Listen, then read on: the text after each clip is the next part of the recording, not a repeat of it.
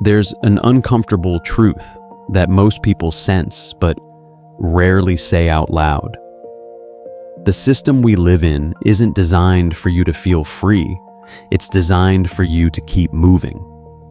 The people at the top don't need to control you directly because the structure itself does the work for them. It quietly nudges you into a life where your time, your energy, and even your attention are constantly exchanged for survival. And the more invisible that structure becomes, the more effective it is. At the center of this system is something that sounds complicated, but is actually very simple. It's the idea of building enough capital so that you no longer have to trade your time for money. Imagine reaching a point where your income comes from what you own, not from how many hours you work. You don't have to wake up on Monday because you have to. You wake up because you choose to. That's what real financial freedom looks like, and it's far less flashy than what you see online.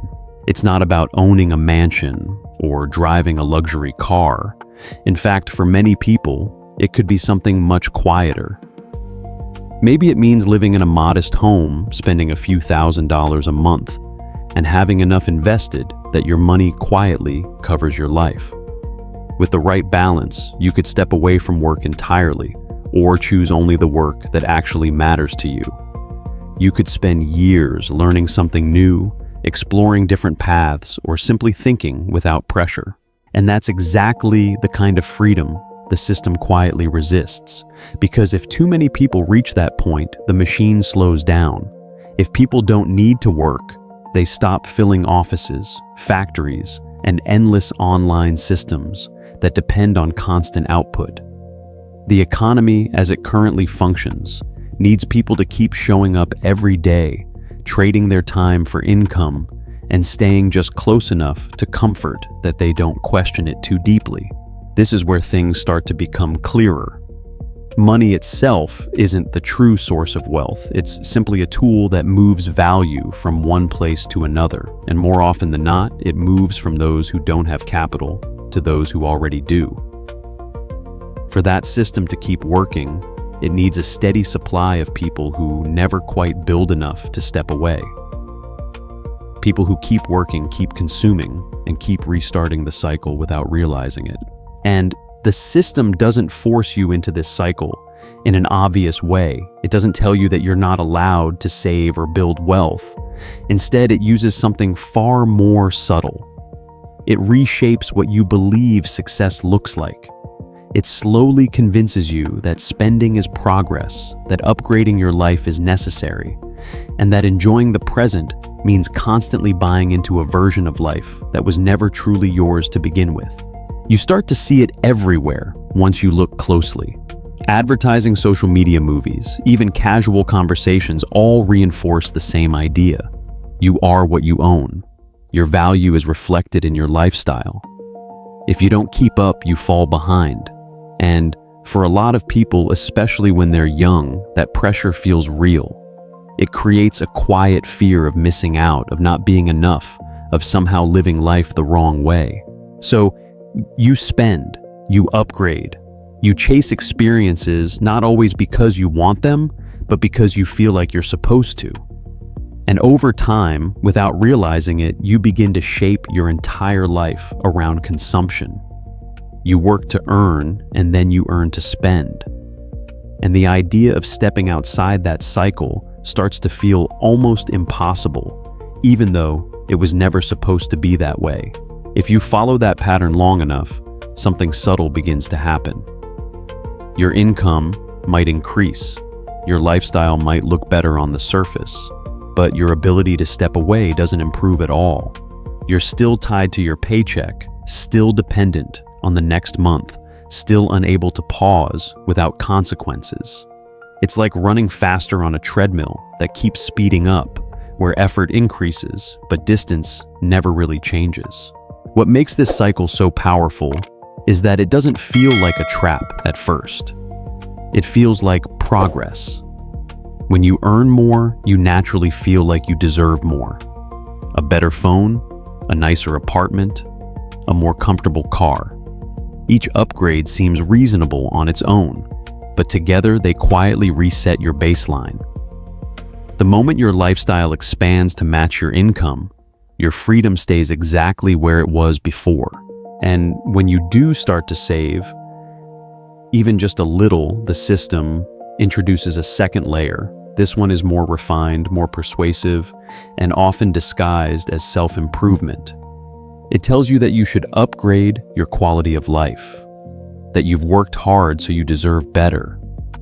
And while that idea sounds harmless, it often arrives at exactly the moment when saving could have changed your trajectory. You might finally have a few $1,000s set aside, and suddenly there's a strong push to upgrade your phone, your wardrobe, or your daily habits. When your savings grow larger, the suggestions become bigger too. Maybe it's time to get a car, not just for convenience, but for status and credibility. Later on, it becomes about buying a home, stepping into something more permanent, more impressive, more aligned with what success is supposed to look like. Each of these decisions feels logical, even responsible. Owning a home sounds like stability. Driving a car feels like independence. Upgrading your life seems like growth. But what often goes unnoticed is the long-term cost attached to each step. Monthly payments, interest, maintenance, and the pressure to keep earning at the same or higher level. Instead of creating freedom, these choices can quietly lock you into a new form of obligation. At some point, you realize that what you thought you owned actually owns you. The car requires steady income to maintain. The house comes with decades of commitment. Your choices become limited not by what you want, but by what you must continue to support. You can't easily walk away from a job you dislike because too many things depend on it. And slowly, without any dramatic moment, your flexibility disappears. This is how the system ensures that most people stay where they are, not through force, but through design. It creates a path where every step feels like progress, yet leads you back to the same place. You earn, you upgrade, you commit, and then you repeat. And because everyone around you is doing the same thing, it feels normal. It feels like the only way life works. But if you step back and look at the bigger picture, you start to see a pattern. Society can be divided into a few broad groups, each interacting with money in a different way. The largest group is made up of employees, people who trade time and energy for a fixed income. They are the backbone of the system, keeping everything running through their daily effort. Then there are those who work for themselves, freelancers, small business owners, creators, consultants. They have more flexibility, but their income still depends on their direct involvement. If they stop working, the money slows down or stops entirely. They've moved slightly outside the traditional structure, but they're still tied to their time in a very real way. Above that are business owners who build systems that operate beyond their personal effort. They use other people's time skills and sometimes capital to generate income.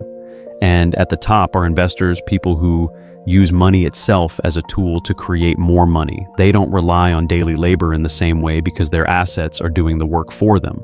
Once you understand this structure, the real issue becomes clear. The system works best when most people remain in the first group.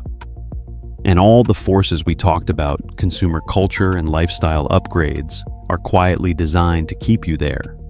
They reduce your ability to build capital, which means you never quite gain the leverage needed to move upward. So the question isn't just whether you're working hard, it's whether your effort is actually moving you closer to freedom or simply keeping you in motion. Because those two things can look almost identical from the outside, even though they lead to completely different outcomes. When you finally see that pattern clearly, it raises a difficult question. If the system is designed to keep you moving, then how do you step out of that motion without breaking everything in your life? Most people instinctively look for complex answers, something dramatic or fast that can change their situation overnight. But the reality is far less exciting. and that's exactly why it works. If you search online for how to get rich, you'll find an endless stream of advice that promises speed and transformation. Work 18 hours a day, flip assets, trade aggressively, take massive risks, or buy into expensive programs that claim to unlock hidden opportunities. On the surface, these ideas look like shortcuts, but in many cases, they are just another layer of the same system. They keep you chasing, keep you distracted, and often drain the very resources you need to build something real. The actual starting point is much simpler, and it's something modern culture has almost trained people to ignore. It's saving, not the glamorous version of saving where you're building toward a purchase, but a disciplined, intentional form of saving that has a completely different purpose. The goal is not to buy things later. It's to create space in your life now. This is where many people misunderstand the idea. They think saving is about sacrifice, about delaying enjoyment, or about slowly building toward a future reward. But the real function of saving is much more immediate. It buys you time. It gives you the ability to pause, to think, to step away from situations that don't serve you.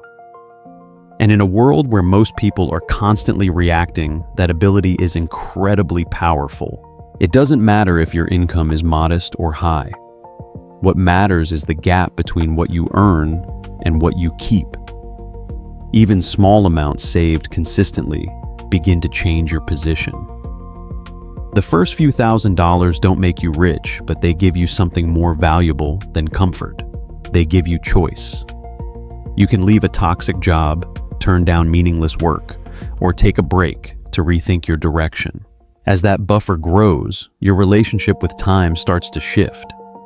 You're no longer forced to accept every opportunity just to stay afloat.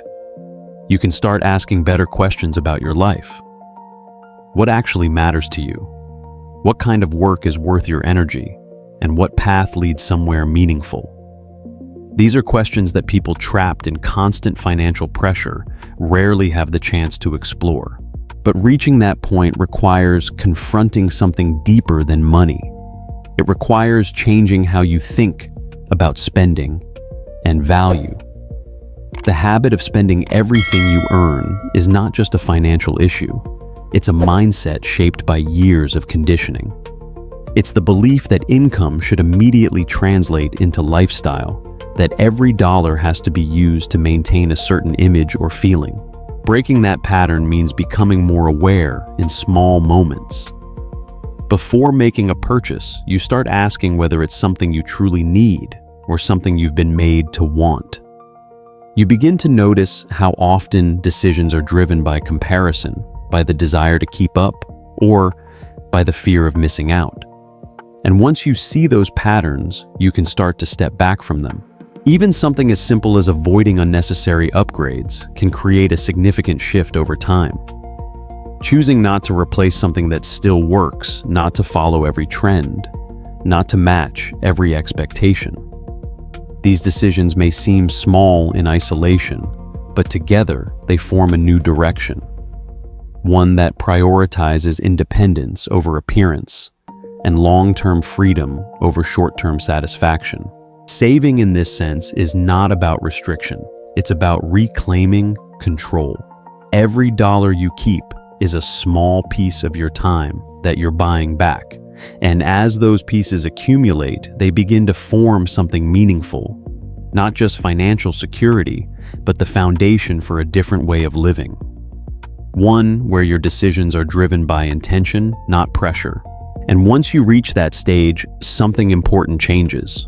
You're no longer just trying to survive within the system. You're starting to create distance from it. That distance is what allows you to think differently, act differently, and eventually move towards something beyond it.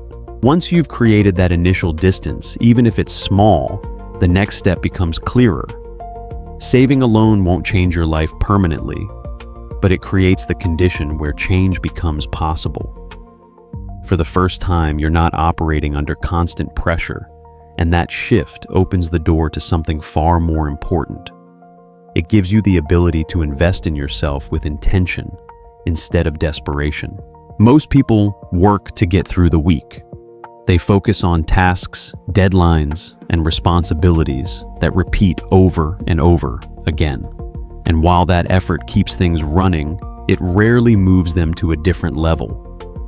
The value of their time stays the same because the work they do stays the same.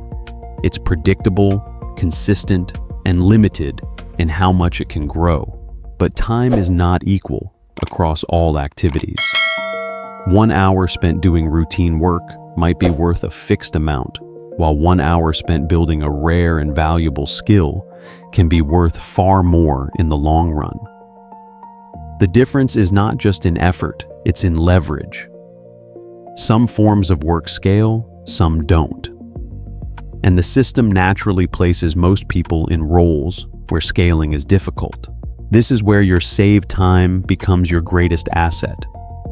Instead of using all your energy just to maintain your current position, you can start redirecting part of it toward growth. That might mean learning skills that are in high demand, developing expertise in a specific area, or understanding systems that operate at a higher level than your current job. It's not about doing more, it's about doing something different. The process itself is not glamorous. It often requires stepping away from immediate rewards and focusing on long-term improvement. While others are upgrading their lifestyle, you might be investing in knowledge practice and discipline. It can feel isolating at times because the results are not visible right away. But this phase is where the real transformation begins. Over a few years of consistent effort, something important starts to happen. Your productivity changes. The same amount of time begins to produce significantly more value. Work that once took days can be done in hours, and the quality of what you produce improves dramatically.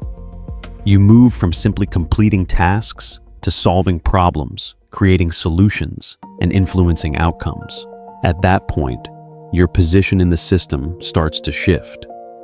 You may still be technically an employee or working within a structure, but your role becomes harder to replace. You have more options, more negotiating power, and more control over how you use your time. Instead of accepting whatever is available, you can choose opportunities that align with your goals. And this is where the earlier discipline around saving begins to compound. A higher income combined with controlled spending creates a powerful effect. You're no longer just saving small amounts, you're building capital at a much faster rate. In a relatively short period of time, that capital can reach a level where it starts to change your reality in a meaningful way. Imagine being able to step away from work for several months without stress. Imagine having the freedom to turn down projects that don't feel right, or to pursue something new without risking everything. These are not distant fantasies, they are direct results of combining financial discipline with personal growth. And they create a foundation that most people never reach because they are caught in the earlier cycles. Eventually, you reach a point where your accumulated capital gives you real flexibility, not just the ability to survive, but the ability to choose. You can continue working, but it becomes a choice rather than a necessity. You can explore different paths, take calculated risks, or simply slow down and think about what you truly want from life. This is the moment where the dynamic changes completely. You're no longer just a participant in the system. You're someone who can interact with it on your own terms. And from here, new possibilities open up. You can start building systems of your own, investing in opportunities, or creating something that operates independently of your direct time. The journey to this point is not easy, and it requires more than just knowledge. It demands consistency, patience, and the willingness to go against the dominant culture. You have to resist the pressure, to spend the urge to compare, and the temptation to follow paths that look successful but lead nowhere. But if you can maintain that discipline, the outcome is something most people never experience. And the question becomes simple again. Do you want to remain in motion, constantly reacting to the system around you? Or do you want to reach a place where you can decide your own direction? Because once you understand how the system works, staying in the same position is no longer accidental. It becomes a choice.